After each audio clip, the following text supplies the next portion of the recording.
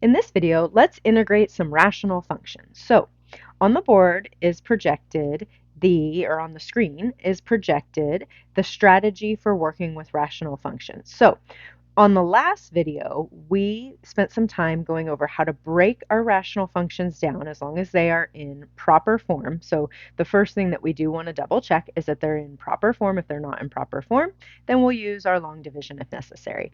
Then we're going to factor the denominator completely into linear and irreducible quadratic factors. Then we're going to break it up into partial fractions based on this algebraic theory and find those constants. So then we're going to actually find those constants from the breakdown into partial fractions. We're going to find each of those constants. Now, each of those constants, there's some cool ways that we can find those constants. One of them is using some basic algebra and working with a system of equations. And then we can also do what I like to call strategically substituting x values, or the cover-up method. So we'll talk about all of those. Then we replace the constants into the partial fractions and we integrate. So that's the process. We're going to jump into it with some examples and practice. Okay, so we come across a problem of this form, 2x plus 1 over x squared plus x minus 12, and we're integrating from 4 to 5. So we have a definite integral here. The first thing I look at is this in proper form? So I do take a look, and I do a quick check to see if it is in proper form. Now, this guy is in proper form. The degree of the numerator is 1 and the degree of the denominator is 2. So we have checked the proper form and we're good to go on that. If it had not been in proper form, we'd go through this step to put it into proper form using polynomial long division. Now, the next thing that I'm going to do is I'm going to take a look at the denominator to see if it is in factored form. And it is not in factored form. So I'm going to go ahead. I'm going to take the denominator and I'm going to see if it factors into, well, I mean, it will factor into linear factors and irreducible quadratic factors. This is a quadratic, so what I need to look at here is if this quadratic is factorable or not, if it's irreducible or reducible. So I look at it, x squared plus x minus 12, and it definitely factors. So we've got x plus 4 and x minus 3. And we've got our 2x plus 1 on the top. So the first thing is we get this. Actually, the first thing, check if it's proper, and then the next thing, if it is not given to us in factored form, we factor. So we go ahead and go through that process to get it factored. Now, after I get it factored, I identify the types of factors that I have. And I have two linear factors, and they are each to the first power.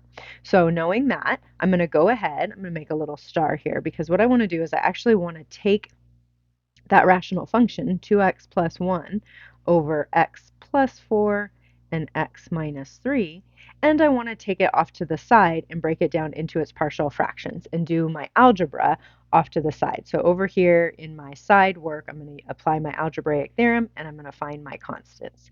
So my side work over here is going to be the partial fraction decomposition. We will then have to go back to the integral after we get it and do our integration piece, but off to the side we're going to do the algebra. So here we take our 2x plus 1, two linear factors. So as we practiced on the last video, this is going to break down into two partial fractions. One is going to be a over x plus 4. And since that was not a repeated factor, it was only one time, that linear factor in the denominator gives us just one partial fraction. And then we have another linear factor, x minus 3. It is also only to the first power, so it will give me one partial fraction as well. Now, I have to find my constant. So now my next step is to actually find those constants. Well, how do I find those constants? This is where we use some algebra. So what I'm going to do, this is equivalent. Our algebraic theorem says that this combined fraction is equivalent to this partial fraction breakdown. And so what we're going to do is we're going to use that equivalency. We're going to multiply both sides of this equation by the denominator. So I'm going to multiply by x plus 4 and x minus 3. I'm going to multiply both sides of this equation and at the same time distribute. So I'm going to multiply by x plus 4, x minus 3. I'm going through the process here to try to find that a and that b. That will eliminate the denominator on the left side, and we get just 2x plus 1. Now on the right side, so those all cancel, on the right side of that equation, the x plus 4's would cancel, so I would have a times x minus 3. And then on this side, the x minus 3's would cancel, and I have b times x plus 4. And now I have two ways that I can go about doing this. One of them, and probably the most effective way in all scenarios, is to just completely expand and equate what we call equate coefficients. So let's go ahead and do that way first, and then I'll show you a little shortcut way that can be useful in certain scenarios, or combining the two methods can be useful. So let's say 2x plus 1. Over here we're going to get ax minus 3 times a plus bx plus 4 times b. Now I have two terms that have an x in them, so I'm going to combine those two terms and factor out the x, so I get a plus b times x, and then I've got my two constants here, so I'm going to just go ahead and write that as minus 3a plus 4b, and that's my constants. Now, this is, again, a quality, so this side of the equation with a coefficient of 2 on the x has to be equal to the coefficient on x on the right side of the equation. So now this is what we call equating coefficients. So we expand it all out, and then we look at our coefficients. So we've got 2 equals a plus b, and then we also see that the constant has to be 1. So negative 3a plus 4b has to be equal to 1. And this has created a system of equations. Now we just had two constants to find here. As our partial fraction decomposition gets larger, as we have more partial fractions, we will have systems of more variables. So right now we have two equations, two unknowns, two variables we're looking for, but we could get three equations, three unknowns, four equations, four unknowns, and then be solving systems of equations. So now we're going to work our way through this and we're going to solve. There are multiple ways to solve systems of equations. I'm kind of looking at this and I'm thinking that I'm just going to multiply this equation by 3. So I'm going to end up with 6. I'm going to multiply the first equation. So I get 6 equals 3a plus 3b. And then I'm not going to do anything to the bottom equation. 1 equals negative 3a plus 4b. I'm using the elimination method. We could also have used substitution and solved for one of those variables. I'm going to add that. I get 7. I was creating that opposite coefficient on the a, so I get 7 equals 7b, and b is equal to 1. So I have b equals 1, and then I just substitute that back in, and let's use just the first equation. So 2 equals a plus 1, so then a has to also equal 1. So I have found my two coefficients. I'm going to go back and plug those into the original. But I did want to show you just one other so this is equating the coefficients. This is one option. I wanted to just show you, and again, we already have the constant, so we don't have to do this, but I want to show you what I call like a strategic choosing of x. So strategic x values. So this is kind of a nice one to do that on. So let's just go back to where we were with that equation right there. Let's pretend we hadn't gone through all that work. 2x plus 1 equals a times x minus 3 plus b times x plus 4. So this is strategic picking of x values. Strategic picking of x values. So here is another way that we can find our constants that we're looking for. We can look at this equation right here, and again, we're working with that equality of that equation and playing around with the equality. That's how we got to the coefficients as well, how we equated the coefficients. But we're working with the equality of that equation. And so if we think about, say, letting x equal 3, for example. If I let x equal 3, notice what happens to this equation. I would, on the left side, I plug in 3, and I get 2 times 3 plus 1, I get 7. On the right side, when I plug in 3, notice what happens. A times 0. That's why I strategically picked 3, so that one of those terms on the right side of the equation would go to 0. because a times 0 is, of course, 0. So sometimes we call this the cover-up method. You can't see my hand, but I guess I'll highlight, because we could literally, when we plug in 3, we could just cover up that term because it zeroes out. So I will erase that highlight, but that's sometimes on the board when I'm working in the classroom, I do that. I cover it up, right? Because if we plug in 0 there, or if we plug in 3 there, the whole term zeroes out. Now, if I plug in 3 to the other term, I get b times 3 plus 4 is 7.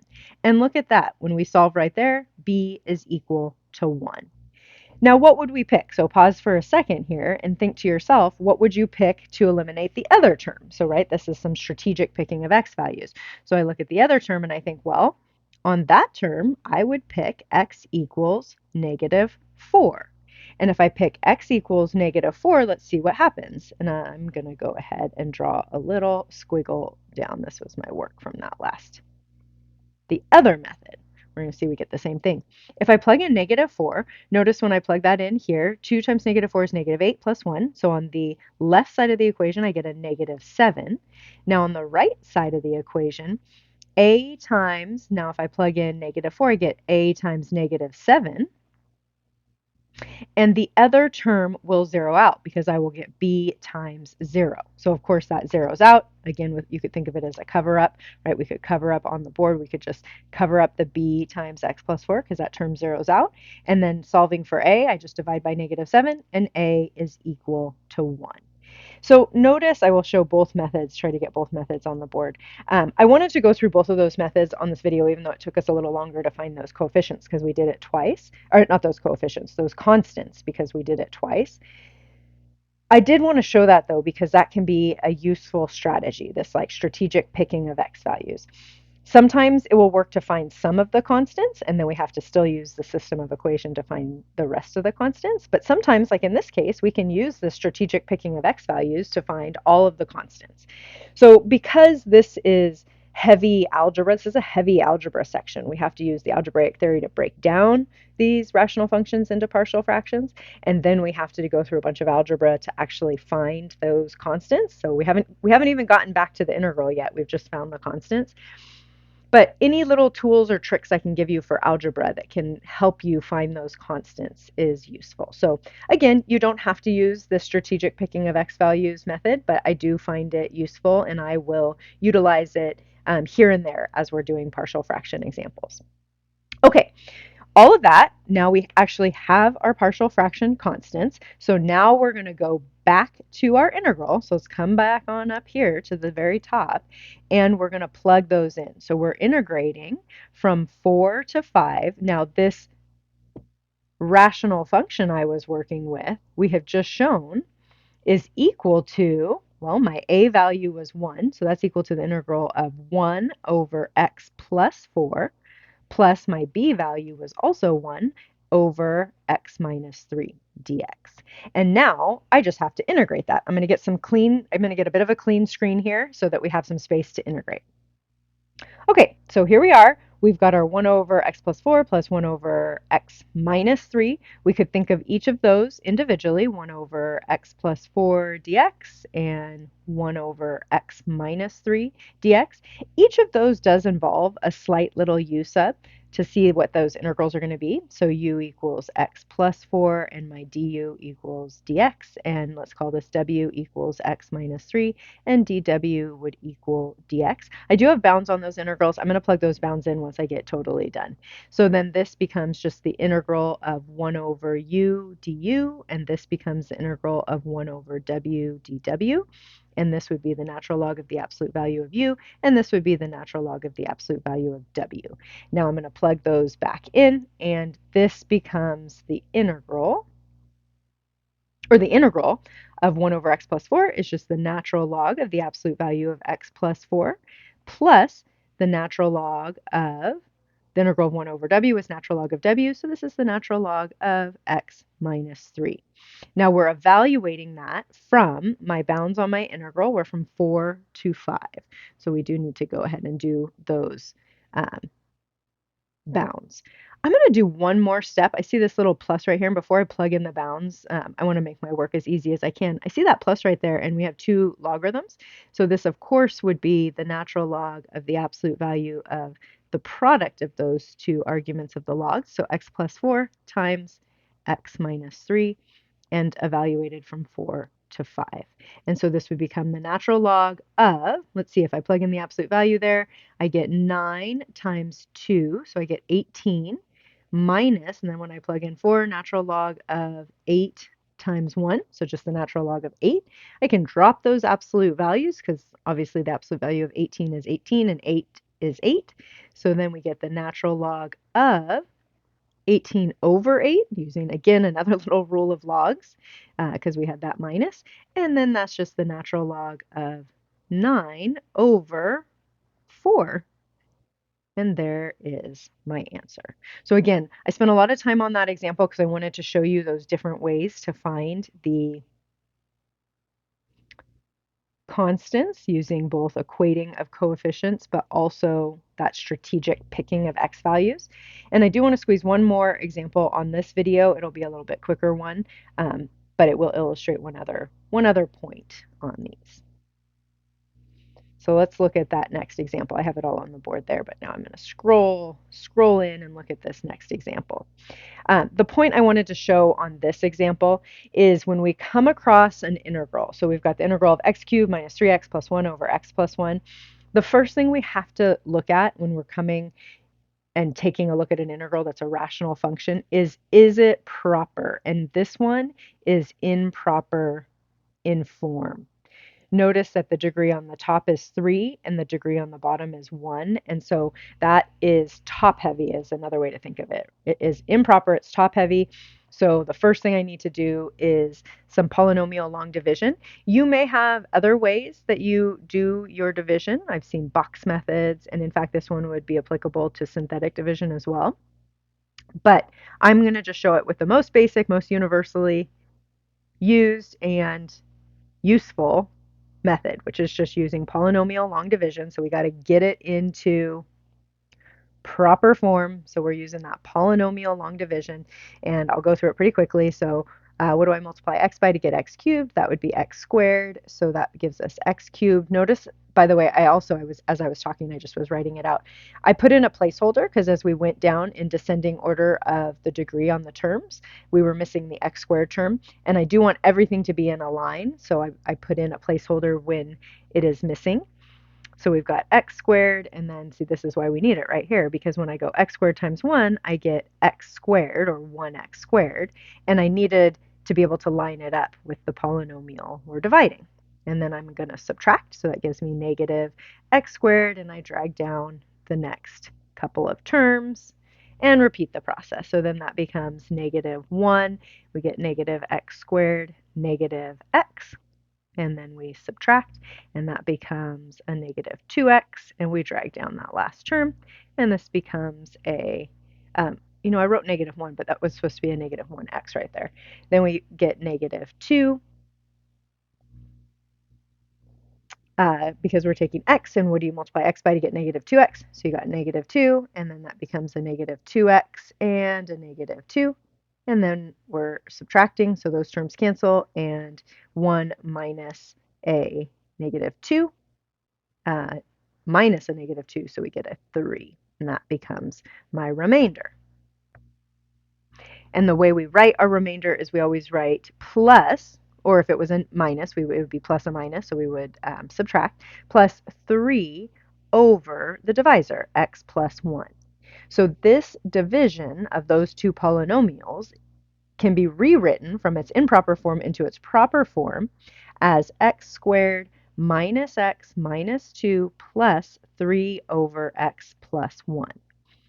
And now I can integrate each of those terms, term by term, whatever is left over here. If we needed to continue any sort of other integration strategy, it'll be a simple u sub on that one, but we will deal with that integral on its own because each of these terms is just basic integration. So this becomes x cubed over 3 minus x squared over 2 minus 2x plus, now we do need to think about how do I integrate 3 over x plus 1. And we are going to see this quite a bit in our work with these partial fractions because we will get a lot of constants over linear factors. And so this is just that simple u sub. We take the denominator, u equals x plus 1, du will equal just 1 dx. When we make the substitution here, this becomes 3 over u du, and that is 3 times the natural log of the absolute value of u, and then we'll go back and plug our u back in and carry the rest of our terms down. So x cubed over 3 minus x squared over 2 minus 2x plus 3 times the natural log of the absolute value of x plus 1. Indefinite integral, we have a plus c. And so again, we didn't end up employing anything beyond that first step on the partial fraction decomposition here, because after we put our rational function into proper form using long division, it became just an integral that I could use my basic integration strategies and a simple u sub. So first thing we want to check when we're doing integration by partial fraction decomposition, the first thing we got to check though is if it is in proper form. If it's in proper form, go through the process, break it down, factor it, break it down into its partial fractions, find the constants using some algebra. Again, we went through quite a bit of theory there. Find the constants, then go back, plug it in, solve your integral. But if it is not in proper form, first step, put it into proper form and then go from there. Okay. All right. So let's end the video here with those two examples and we'll come back and do some more.